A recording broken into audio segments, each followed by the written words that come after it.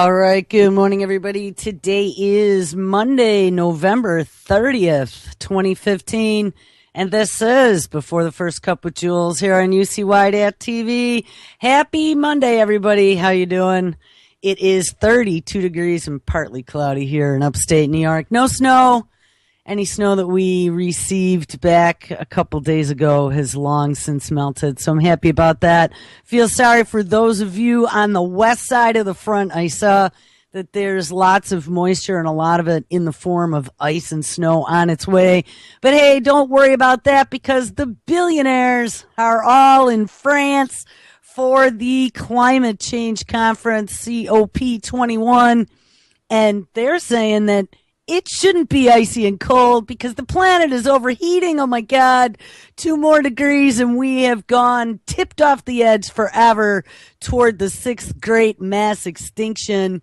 Where do we leave off with the last show? Well, the last show was Thursday and we had a special on Thursday. We had JJ and Brandon Turberville as guests talking about Syria and Turkey and some of the stuff going on in the Middle East. But on Tuesday, I believe, the last show that we did on this topic would be billionaires, GMO for climate change, and frozen DNA arc. And yes, we talked about a lot of different things, some of the different deals that are going on and how they're trying to get rid of meat. They've been pushing on us some of this Frankenstein food for a long time without us even knowing about it.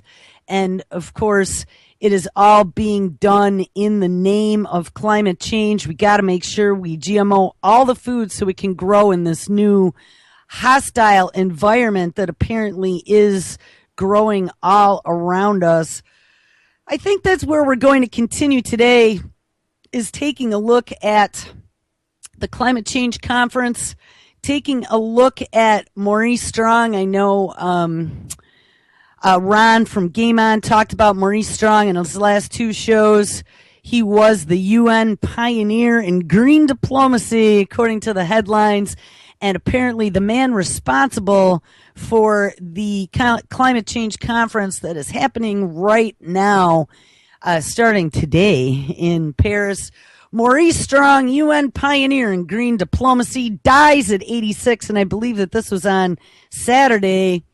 Maurice Strong's work helped usher in a new era of international environmental diplomacy at the 1972 Stockholm Conference. And, you know, growing up in the 70s and the 80s, I do remember climate change and CO2 and the ozone holes as being things that were being pushed back in those days. We had to be aware that, you know, one of these days it was going to be a runaway climate and we would turn into an environment such as Venus if we did not take care of things now. But in the meantime, the corporations were still pumping out AC units and refrigerators loaded with CFCs that were damaging the ozone. We had the oil companies and the chemical companies. I mean, we're talking 1972, Hooker Chemical and Union Carbide and all these other insane crossovers between corporate America and federal government dumping toxins left, right, and sideways into the environment without a thought or a blink of an eye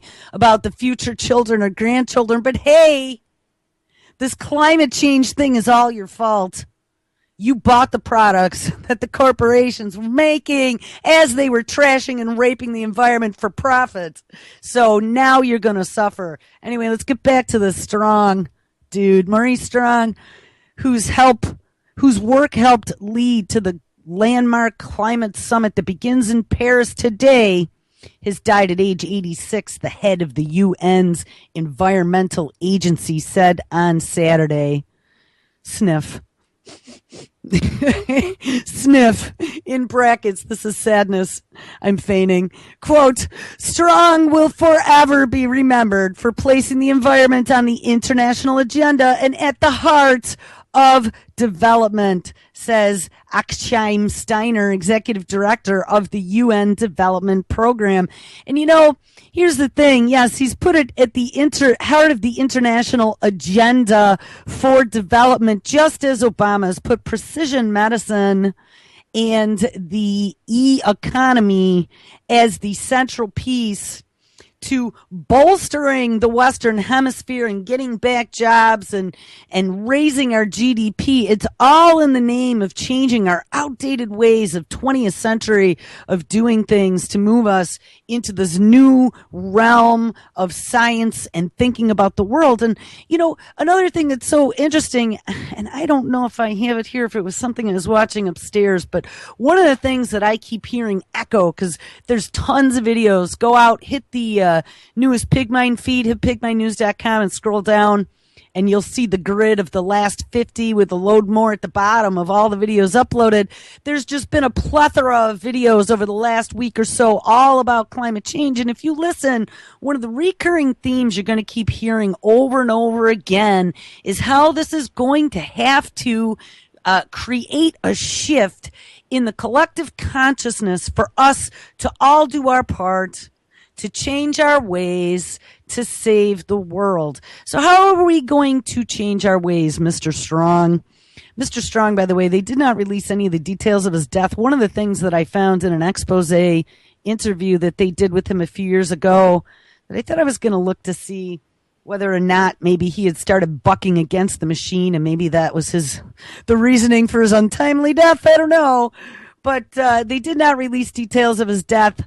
He came out, I guess he lived in China for quite a number of years and, of course, was pointing to China's pollution problem, which it has been. They've been selling canned air and face masks for quite a while now and have had these smog apocalypses going on. Remember, I told you, don't ever eat anything from China. But it was just interesting that Mr. Strong had lived in China. He did all kinds of economic development. He was involved in the environment and in energy. So he was actually playing both sides of the fence here.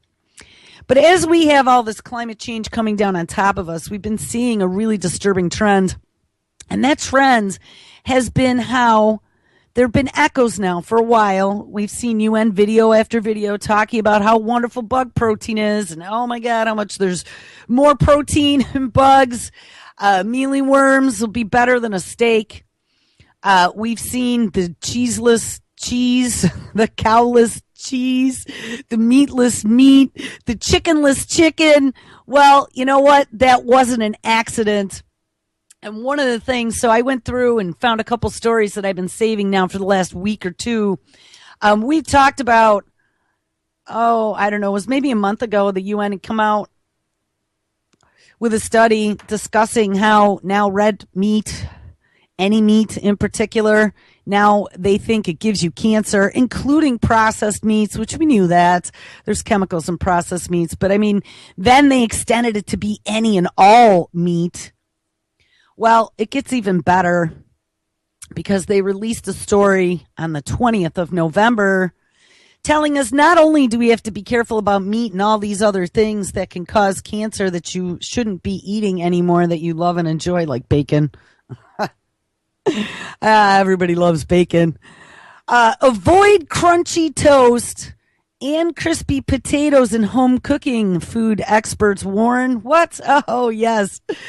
How to avoid carcinogenic acrylamide in your kitchen. Now, the acrylamide, I thought, was that black stuff that forms when you burn anything, pretty much, meat on a grill or toast. It's showing in a toaster. French fries in a stove. Crispy potatoes and crunchy toast may be one of the most enjoyable ways to get your fill of carbohydrates. But according to a new report by the UK's food safety body, a preference for having your starchy foods, quote unquote, well done could be posing some serious health risks. I mean, come on now. You're going to pick on my beef consumption, my chicken consumption, and now how I eat my toast. And, you know, there was another story that I hate the way Facebook does this. I post all my stuff up here, trying to make some semblance of the order for when I get back here. But I can't find the one where they were abusing any of the drinks that I drink, like the milk in my coffee. They were already threatening that I should feel guilty for putting milk in my coffee because, of course, it comes from cows, which fart too much and make too much methane in the environment. So I should be ready to give that up as well. Black coffee should be the way I like it. And, oh, by the way, coffee is not environmentally friendly either, I guess. So I better come up with an alternative to that. But anyway, let's get back to them bashing my toast. And I do like very toasty toast as well as very crispy meat. It says, while it's long been known that overcooking some foods can make them carcinogenic, a new study from the Food Standards Agency goes into new levels of detail on the dangers posed by acrylamide, a dangerous chemical substance that forms when starchy foods are cooked, and looks at how consumers can avoid creating it in the kitchen. Acrylamide, which can lead to cancer and damage to the nervous and reproductive systems, isn't a chemical that's added to food during manufacturing or farming process. Rather, it's totally natural, and it is a byproduct of cooking formed during a chemical reaction between amino acids and sugars. The reaction is called the Maillard reaction and often occurs when foods with high starch content are cooked at high temperatures, including frying, roasting, and baking. I mean, think about this. So we now are finding out that half the foods that we eat, may cause cancer. Well, yeah, we knew that, but it wasn't the way we cooked them necessarily, rather than the ingredients that they're putting into the food that have been exposed over the last few years by people such as Food Babe, who, of course, according to the mainstream outlets, is a complete and utter lunatic because she's been uncovering poisons. We've also found out things such as cloned beef, chickens, pigs have all been approved on rubber stamps since 2008 with no labeling required. But hey, don't worry about that. We don't really know, according to the USDA, how many cloned animals have ended up in the food supply. But don't worry about that because you know what? They've been proven totally safe. GMOs in our food without any labeling necessarily, soon to be no labeling whatsoever. And nutraceuticals on the plate coming full frontal to be able to make sure that we're healthy at some point in the future, especially when you silly Americans aren't getting the right nutrition because you've been addicted to high fructose corn syrup and carbohydrates. And now, of course, our toast and our potatoes, oh my God, cause cancer. Well, you know what? Problem, reaction, solution. Let's come up with a healthier way for everyone to eat. See, this is part of the psyop that they are trying to paint to us, that everything now that we are consuming, it isn't because they've been poisoning our food. Oh, no. It's because you've been cooking it wrong. It's not because they've been blasting the environment with toxins for 50 years at least, that things are so messed up. Oh, absolutely not. It's because the cows produce too much methane. They want to change the entire paradigm. No more meat for you. There's not enough on the planet with the number of people that we have. We will dictate what you eat. It'll be in a nice, clean package, and it will not contribute to future climate change. That is how they are going to create this new paradigm to try to make this new way of eating without knowing what you're eating because it's good for everybody. And see, there are so many people that are buying into this. I mean, I had friends posting the story going, oh my God, my toasted potatoes cause cancer. I can't eat them anymore and I can't eat bacon and I can't eat meat. I guess I'm eating too much meat. Maybe we should all start getting healthy. And hey, I'm not against getting healthy. You know, maybe we shouldn't be eating 6 Big Macs. Shouldn't be eating any Big Macs, honestly. I mean, despite the fact of antibiotics in the meat and the gut flora issue that happens and whatever, I got to tell you, I saw one video that convinced me beyond anybody showing me any statistics about anything about McDonald's that made me say that I will never, ever eat there again. And it was probably the most disturbing video I've ever seen. And I'm not going to recount it because it's first thing in the morning, but it was horrific. Hit me up individually and I'll tell you what happened in the video if you really want to know. But it was really, really, really amazingly, just cruelly, horribly. I couldn't even believe what I was seeing. Anyway, let's get back to the story. So they're creating this entire mental environment now that our food is part of the problem. The way we eat it, the way we cook it, to the illness and all of the problems that are happening in our environment. And of course, when our environment goes bad, we get sick. Our food isn't growing the proper nutrients. It has nothing to do with the glyphosate that's being sprayed all over it that chelates out essential minerals out of the organisms that consume it. No, that isn't it at all. It's the fact that our environment is damaged. We have to now put nanoparticles into the soil. I just saw a story about that. Wait, where was it? Nanoparticles into the soil to be able to beef the nutrients up in the new GMO tomatoes, antioxidants from nano-sized nutrients. Get it to suck it right up into the plant, and then, of course, you can consume it.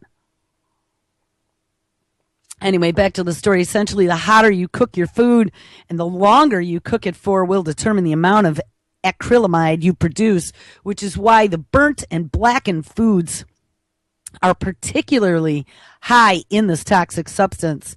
The kinds of foods in which acrylamide is generally found includes potatoes, bread, toast, cakes, biscuits, and, oh my God, coffee.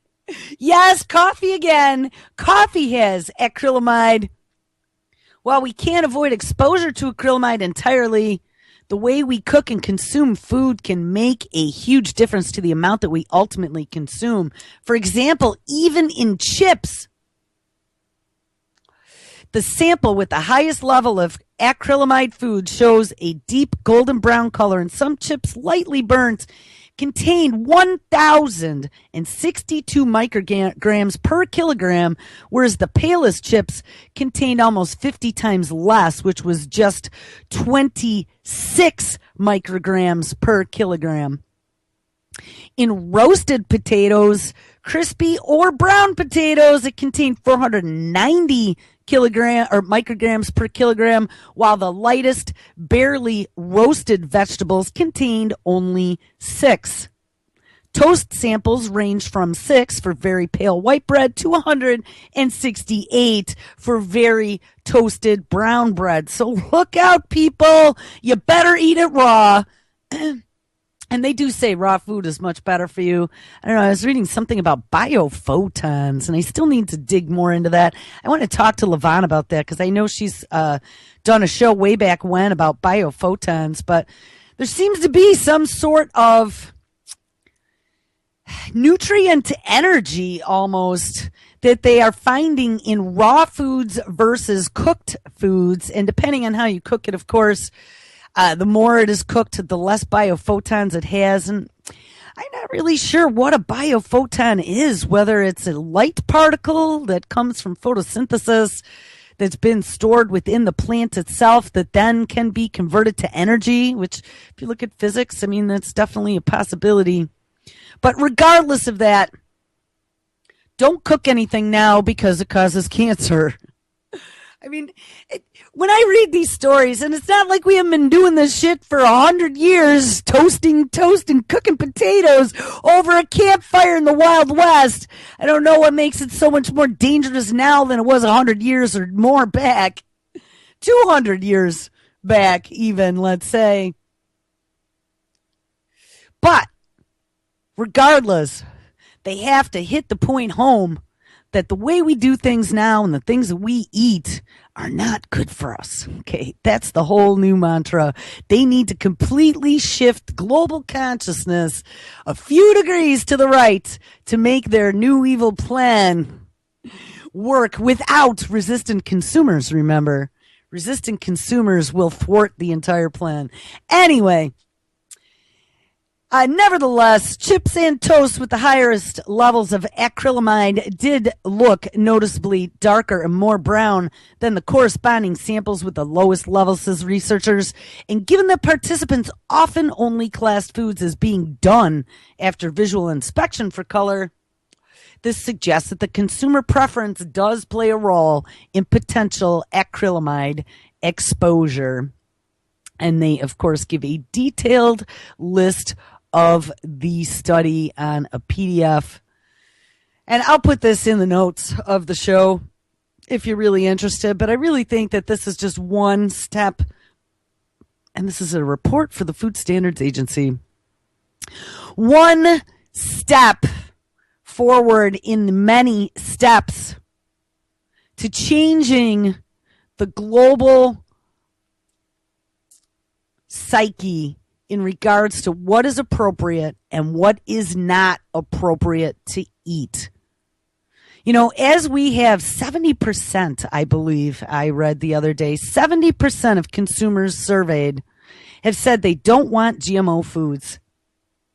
And then we saw a story that it talked about the way to market GMOs at some of these new startup conventions that are going on all over Silicon Valley. And remember, there are all kinds of tech titans investing not only in the precision medicine and longevity and being able to live forever, but also into genetically modified foods, but not in the old way of genetic modification, in the new fancy way of genetic modification to be able to spin it so they don't call it genetically modified, right? They said, we don't call it GMOs anymore. We need to sell it as healthy. So as they're flipping switches on and off and changing things within our potatoes and our apples and our bananas and the meats to make them healthier, that will be what wins the hearts and minds of resistant consumers and gets that 70% who wants nothing to do with GMOs on board because they're dangerous to future profits. Remember, it's all about money. All right, we talked about, too, the CEO of McDonald's leaving and going to that new company called Beyond Meat, which I believe has some funding from good old Billy Gates. Yes, it does. And they're going to make chicken that's not chicken. We talked about the tomatoes with the antioxidants. We talked about the test tube meat that has gone from $300 and some odd $325,000. Of course, it was a project funded by Google co-founder Sergey Brin. Yes. And how funny that we've been finding that Google and Microsoft, good old Bill Gates, Sergey Brin, Elon Musk, I always forget his name. Craig Ventnor. He's another one. Patrick Thiel. He's another one. The same names keep coming up over and over again when it comes to any of these new technologies, as well as any of these longevity medicines or cures for malaria or whatever, gene drives. It's the same people. Well, guess what? They happen to be also the same people who are now attending the global conference in Paris. Of course, in Paris, where we have 120,000 troops on the streets right now because, of course, we had a terror attack a few weeks ago. And that terror attack has started all kinds of different events happening now down a chain reaction, which all of it is leading to this quote unquote new world order of things, and it's going to be from every different level, keeping you safe from everything. This one happens to be keeping you safe from climate change. Let's see if this works. The world again are on Paris. President Obama and nearly 150 other global leaders are gathered there in the face of heightened terror fears. The president spoke minutes ago to the largest ever summit on climate change. He said, quote, "We have come to Paris to show our resolve." And he called the conference an act of defiance after the Paris terror attacks. The summit began this morning with a moment of silence to honor recent terror victims. A CBS News New York Times poll out this morning shows most Americans support the goal of the conference. 66% say the U.S. should join an international treaty to reduce global warming. 54% say protecting the environment is more important than stimulating the economy. Margaret Brennan is in Paris, where security concerns threaten to overshadow the talks. Margaret, good morning. Good morning. 147 world leaders are gathered here in Paris for a long-planned climate change conference. It poses the biggest security challenge since those terror attacks hit this city 2 weeks ago. The world's two biggest polluters, China and the U.S., kicked off the climate change summit. It is our responsibility to take action. A pledge made as smog climbed to dangerously high levels in China. I want to stop for a second, too. Interesting, us in China, we are the two biggest polluters ever in the world, yet we are also the two countries that are working on all kinds of mad science. Remember, China was genetically modifying cows to produce human milk. We read about 300 cloned cows that then they did in vitro fertilization of some genetically modified embryos that inserted human milk genes in place of the cow milk genes. We also have them genetically modifying embryos and all kinds of other things. We have the genetically modified pigs, too, we talked about a few weeks ago, that are coming out of China and potentially hitting the market in Canada and here. The goal in Paris is to limit global warming to 3.6 degrees Fahrenheit from pre-industrial levels. But the terror threat is diverting attention. The president's first stop on French soil was to pay his respects last night at the Bataclan Theater, site of the worst of the Paris attacks. France remains on high alert. A 120,000-strong security force is stationed across the country. Riot police have been deployed in unprecedented numbers. Yeah, so there's 120,000, and they didn't say if they were police or military, but I know right after the attacks, they had 10,000 military on the ground, so I'm going to assume that it is a combination of both. But yeah, one of the things in regards to the lockdown in France after the quote-unquote terror attack was that they were going to prevent protesting, and there were protests yesterday that turned violent, and people were getting pepper sprayed and tear gassed, and that's what's going on in this video right now from yesterday.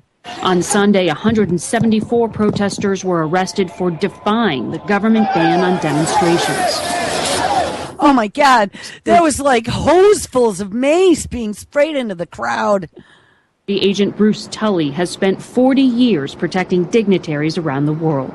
I think this is one of the highest risk environments I've seen professionally in my career. There's so much threat analysis out there, not just from ISIS, copycats, but also because of the protesters for the conference itself.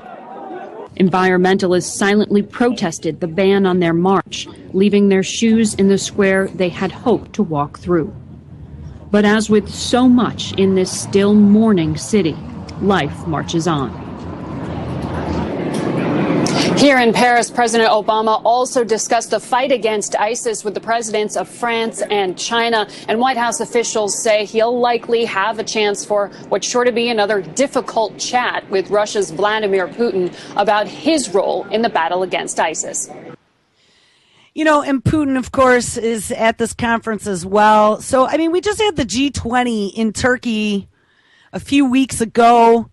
While this Paris thing was going on, I believe, or shortly thereafter. And then, of course, we had the Russian jet that was shot down by Turkey. And now everything that's taking place there, I saw Russia put sanctions against Turkey as well.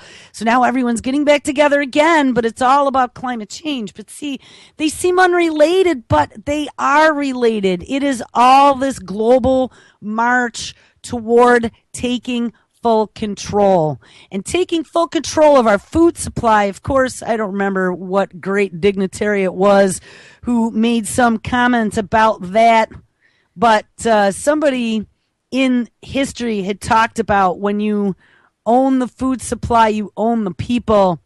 And that is exactly what is happening. And of course, like, how much better can it be? Own the food supply and do experiments on the people. Here's a story. They're also going after cocktails. Sustainable cocktails and zero waste bars are changing how you drink. So it's not about even just the food, it's your alcohol as well. Says no additional ice was dumped into the sink and lemon peels were set aside as garnishes. Even the gin bottle has been manufactured for reuse and the labels peel off easily. The typical cocktail bar is a trash machine, and notwithstanding plenty of eco-talk circulating among breweries, wineries, and distilleries, the dialogue has gone so far bypassing the consumption side. I mean, it is being pushed on every single level now in the food industry. I saw another one the other day. We talked about bird flu. I had mentioned a few days ago my daughter doing a 33-page research paper on turkeys and asking me at dinner whatever happened to the bird flu. And I was like, you know what, honey, good thinking, because we haven't seen anything much about that. Especially while Thanksgiving was coming, you didn't hear anything mentioned at all. But while they were culling some amazing number of birds, and I don't remember, it was like 36 million or 46 million birds or whatever, and they wiped out a good number of poultry in Iowa, where they have the largest egg production in the United States, and then announced, oh, well, we're going to allow imported eggs now, but we won't be labeling them due to the egg shortage, but don't worry about that. Found a story that we must have missed when it came out. This is back from June of 2015. Again, messing with our food. The avian flu outbreak that has seen 44 million U.S. birds culled, so at least 44 million by June 5th, could mean the end of eggs. Yes, well, more ways to get protein, and it could absolutely mean the end of eggs to you and me. Now, remember, they just recently told us that they discovered, after all these years of telling us that cholesterol was bad for us, they finally told us that, whoops, we were wrong. Cholesterol is good for you. And as a matter of fact, this epidemic of dementia might have something to do with the fact that your brain is made of cholesterol and you've been eating all these horrible low-fat, low cholesterol foods, and we've been putting you on statins and damaging your liver. Oh, yes, well, we might see the end of eggs. And again, you know, we'll see this under the guise of climate change. Says America is facing a major egg crisis due to bird flu. And yes, of course, bird flu, it's spreading. And I mean, I don't know why it's gone out of the headlines. They do that. I'm sure it'll come back and it'll be raging even worse than it was before. But bird flu spreading, I'm sure somewhere along the way, they're going to be able to blame it on the warmer temperatures as to why it's become so virulent and spreads throughout populations so quickly. It says America is facing a major egg crisis due to bird flu, and they say 25% of all the country's egg production is already offline due to the virus, with more producers expecting to be hit. You know, and here's another thing. After all these illnesses and things that we'd been seeing, remember we had that pig disease. And it wasn't a swine flu. It was a disease that was giving the piglets horrible diarrhea, and they were dying of dehydration. We, of course, had the pig flu or the bird flu. And then with the cattle, we had the droughts. Again, climate change. We had to slaughter millions of cattle, which caused the prices of everything to go up. And over the last year especially, we've seen, I would have to say, double-digit increases in the cost of weekly shopping just for your groceries.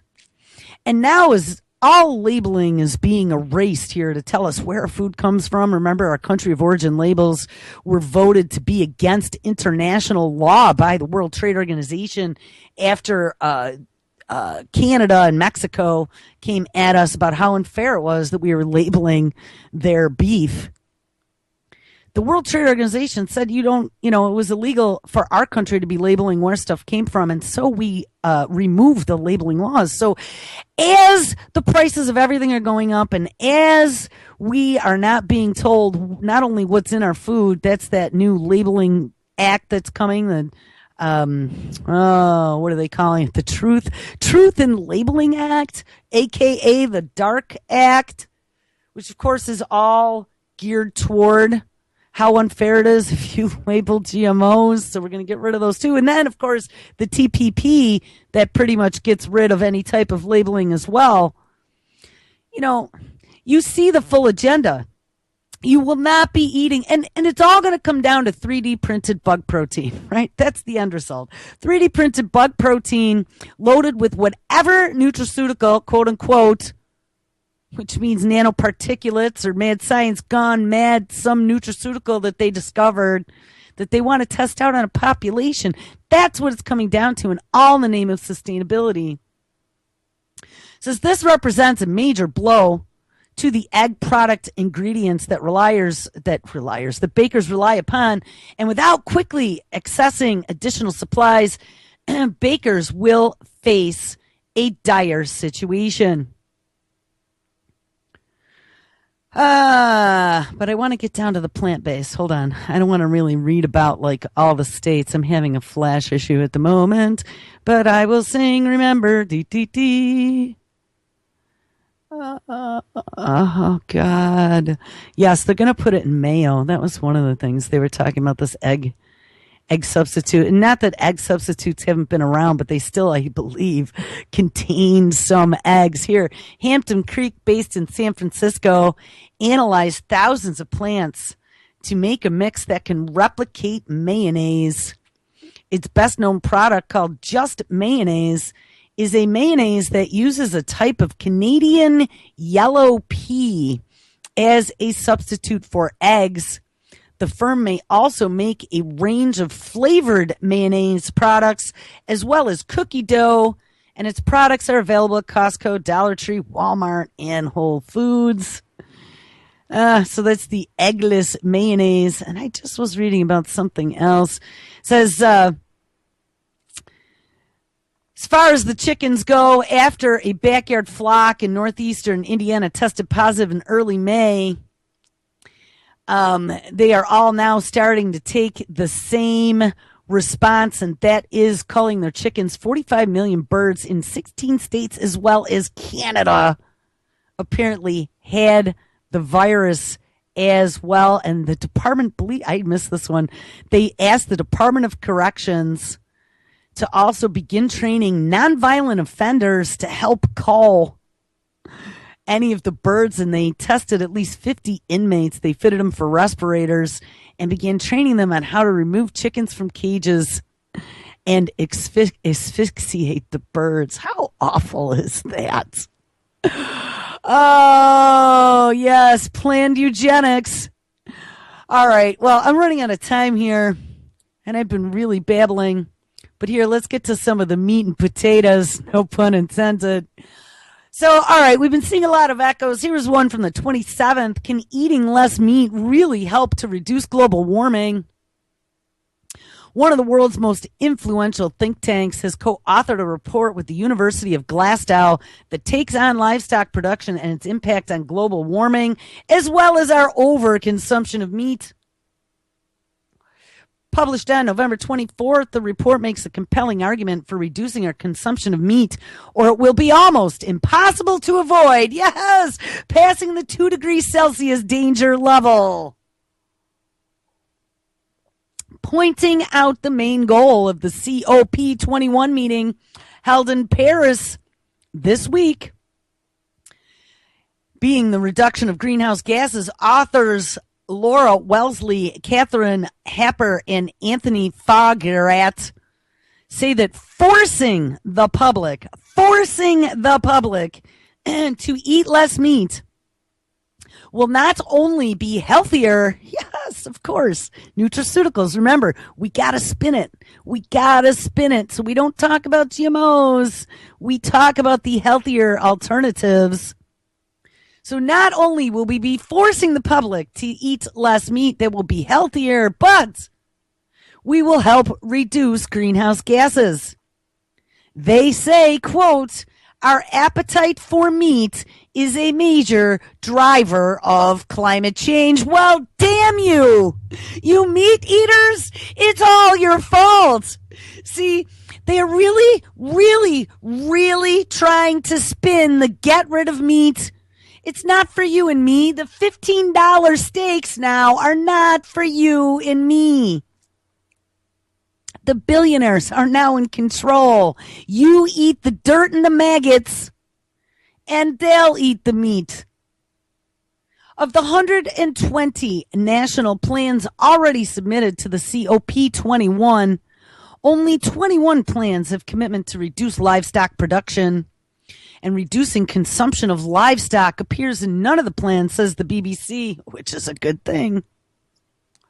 One reason for not having a plan to cut consumption of meat in the public's diet is the fear of many governments of a backlash from voters. Right. Wait until after the elections. But the study has also found that most people want a government that will take lead on serious issues. Yes, the babies who don't know how to do things for themselves. One of the key findings in the report is the low level of public awareness over livestock production's role in elevated greenhouse gases. Livestock production amounts for 15% of all global emissions, equivalent to all the exhaust emissions from the vehicles in the world. Meat consumption at the goal level is on the rise. The study found, and there is a significant difference in consumption of industrialized countries and developing and third world nations. The U.S. has the highest level of meat consumption per person per day. So, hey, since we're the highest, we're going to be the top target. And in India, the figures are much lower at 10 grams per day per person. Overconsumption of meat, of course, has led to a rise in obesity, cancer, and type 2 diabetes, and is predicted that by 2050, consumption of meat worldwide is expected to rise at least 75% unless something is done. Oh my God. I mean, you guys see, this is all intertwined. The climate change has nothing to do with the corporations. It has everything to do with you and your taste for meat. Besides addressing global warming along with meat consumption, the study suggests that governments must take the lead in spearheading efforts to reduce the unsustainable consumption of meat. And this is going to be everything, the unsustainability of everything. But we know what's good for you, and you know what? It's going to be healthier too. That type 2 diabetes, obesity, and cancer didn't come from the glyphosate sprayed on everything. No, we didn't look at a study about the CYP450 enzyme and its relation to being exposed to glyphosate and all of the Western diseases it causes that happen in a cascade. No, that has nothing to do with anything. It has nothing to do with all the antibiotics injected into the animals. No. It's all about climate change. And how will all this be done? Well, this is a question that needs to be discussed at top government levels and with the public. And of course, the public has to be educated in the reasons behind a reduction in livestock production, along with the benefits of eating a healthier diet. Does this mean that there's going to be a new tax on meat? Well, yeah, maybe. Kind of like the new tax on carbon.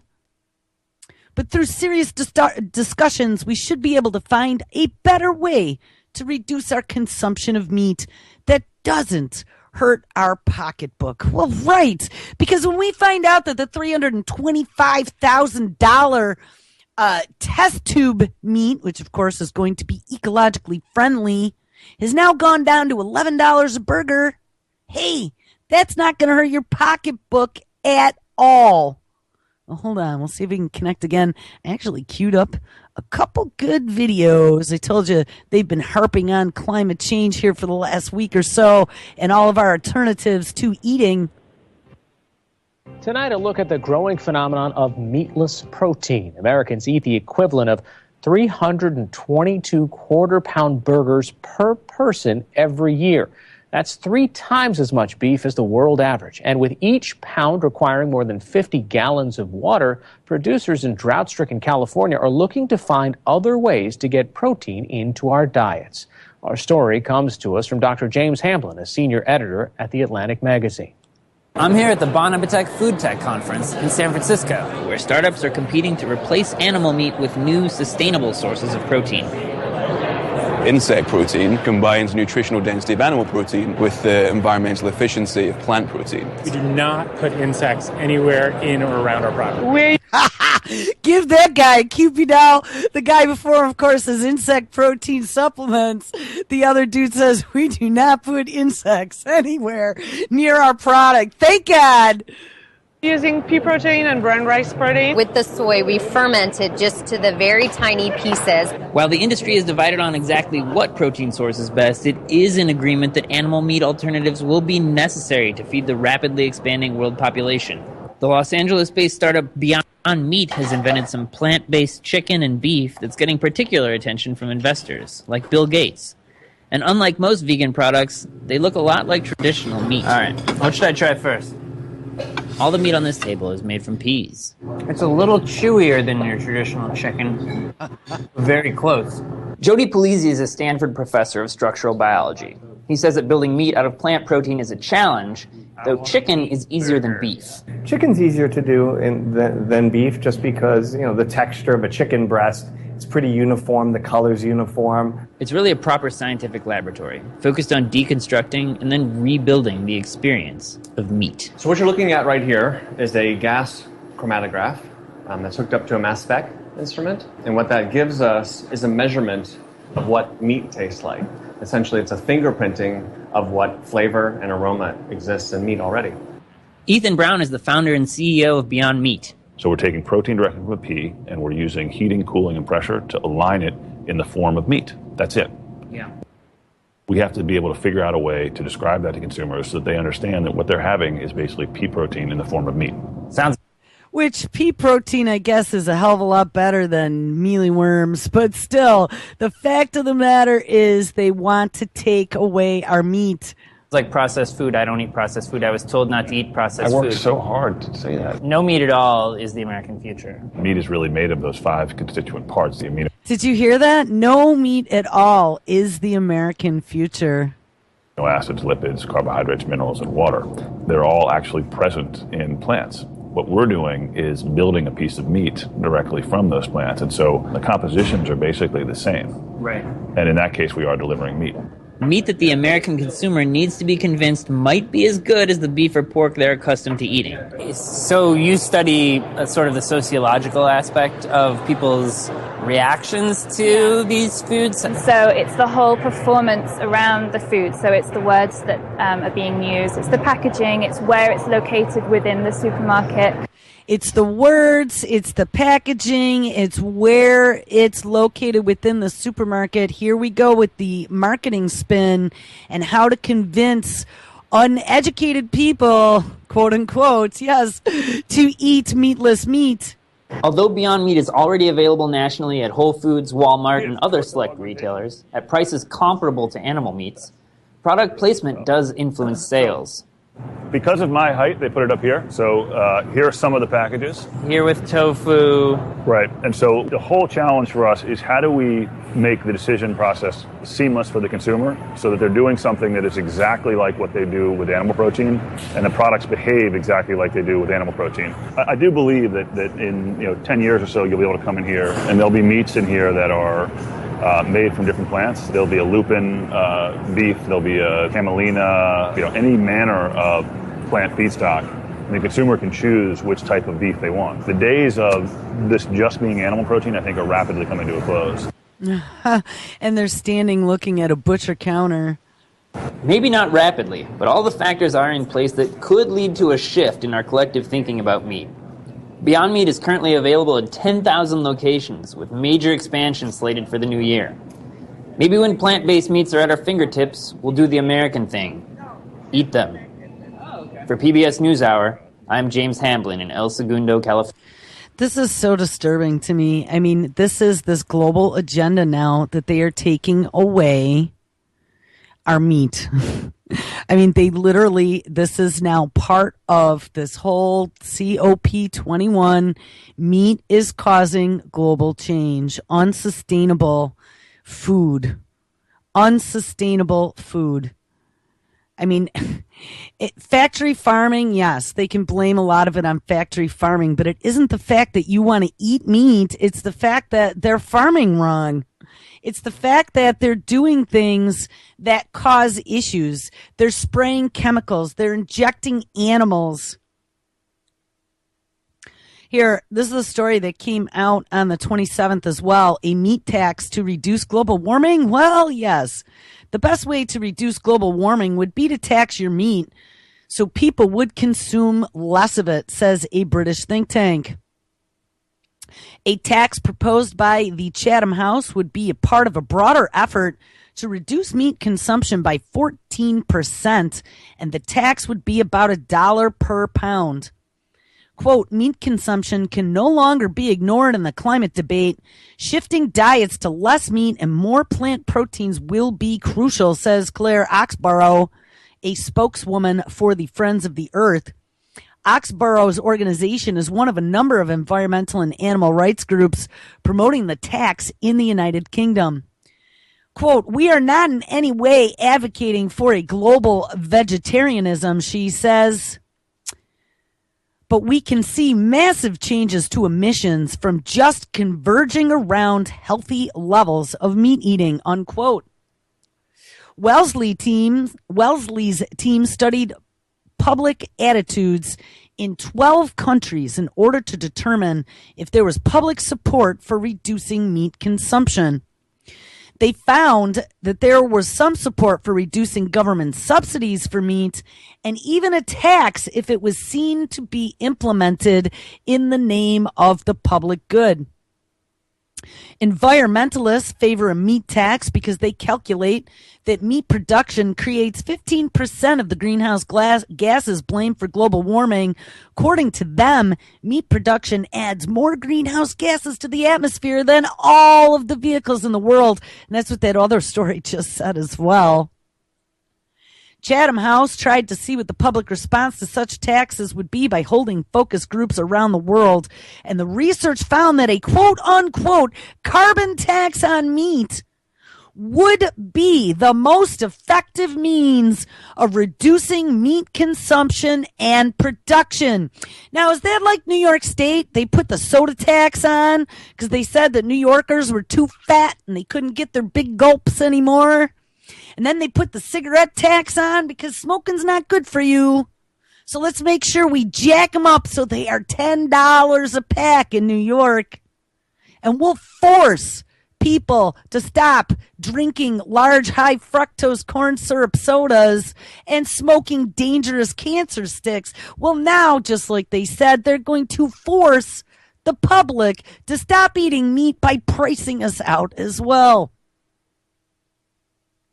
Our focus groups show people expect governments to lead actions on issues that are for the global good, says Wesley. And our research indicates that any backlash to unpopular policies would likely be short-lived as long as the rationale for action was strong.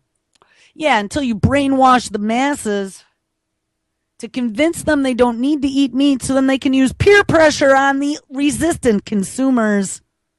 This tax will be part of an organized campaign to reduce meat consumption, which would include public education efforts similar to what, anti-smoking campaigns and the elimination of meats from the school lunchroom, the military mess halls, the hospital cafeterias, and other government-run eateries. And the money from the taxes would be used to finance alternative meats, such as vegetarian foods. All right. And last but not least, the compact incubator lets you cultivate your mealy worms for food. This is going to be the hottest thing on your Christmas list this year. If there was a global Agenda 21, COP21 gift on your favorite environmentalist gift list, this would be it. When I first bit into a mealworm 2 years back, I admit it was a bit weird. But shortly after, I was really pleased about the crispy texture and the neutral taste. So, eating insects for me was also overcoming a hurdle in the beginning. But taking this first step was really worth it. Yes. I grew up on a farm in Austria, where bringing your own food on the table is an everyday thing. Since I moved to the city, however, I found it hard to find information about how and where my food is produced, and whether it is actually healthy. I asked myself, what if I could just grow my own healthy and sustainable food independently in my own home? Now, thinking about a city apartment, there's really not a lot you can grow in sufficient amounts at home, and there are barely any solutions for growing protein. That's why I designed a farm to grow insects in a small space inside my home. This project took me on a journey all around the world. 2 years and lots of research and prototyping later, me and my team at Live in Farms are now launching the world's first edible insect desktop hive. It's a desktop hive. Oh, my God. And notice how she said she lived in the city. She couldn't find out where her food came from or whether or not it was even healthy. But why grow insects? Most of your food comes from places like this. Industrial livestock production costs us 1/3 of the fertile cropland worldwide, and 80% of all antibiotics. This system pollutes the planet and makes us sick. And the worst thing is that you, as a consumer, have little chance of making a conscious choice. With our hive, you can grow healthy mealworms in a small space in your home. They combine the best of meat and plant-based proteins while taking only 1/4 of the feed and 10% of the land that is usually required to grow the same amount of beef. And there you go, guys. We're about out of time. So make sure you get your mealy worm Living Farms desktop hive and start growing your own sustainable mealy worm crunchy salad protein fixins. All right, guys, make sure everyone sticks around because today is Monday, which means that Ms. Lonnie Clark is up next. I don't know. Oh, there we go. Ms. Lonnie Clark is up next. And we have a brand new Truth on the Tracks tonight. Antimedia Radio at 11 p.m. with Nick and DeB. All right, guys, everyone have an awesome Monday. And I will catch up with you tomorrow. Take care.